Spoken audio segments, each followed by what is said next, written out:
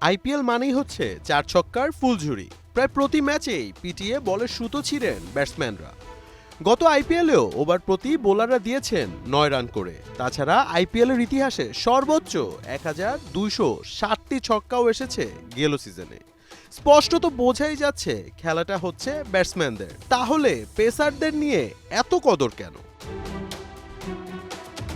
২৪ ও ২৫ November সৌদির জেদ্দায় হয়ে গেল আইপিএলের ১৮তম আসরের মেগা নিলাম। একটু খেয়াল করলেই দেখা যায় নিলামে পেসারদের বাড়তি গুরুত্বটা। পেসারদের মধ্যে সবচেয়ে বেশি ১৮ কোটি রুপি পেয়েছেন অর্শদীপ সিং, ১২.৫ কোটি করে পেয়েছেন ট্রেন্ট বোল্ট, জফরা আর্চাররা।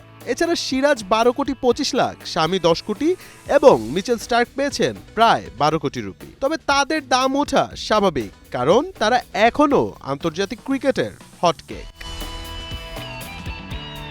তবে শুধু হট কেক নয়, অর্ডিনারি কেকের দামও ফ্রাঞ্চাইজিরা দিয়েছেন মন খুলে।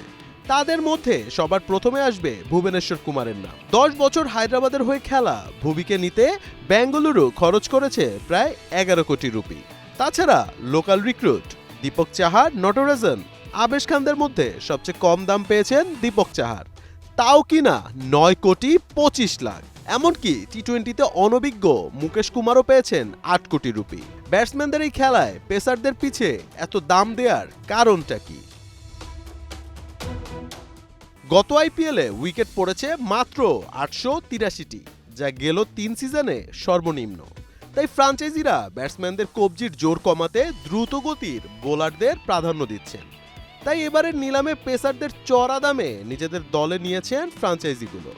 তবে প্রশ্ন থেকেই যায়, দ্রুতগতির স্টার্ক, ফার্গুসন, নকিয়ারা যেভাবে গেল আইপিএলে মার খেয়েছেন, তারা কি পারবে ব্যাটসম্যানদের কবজির জোর কমাতে, নাকি মারের পুরনো রেকর্ডও এবারের আসরে ভেঙে ফেলবেন সঞ্জু স্যামসন, তিলক ভার্মারা?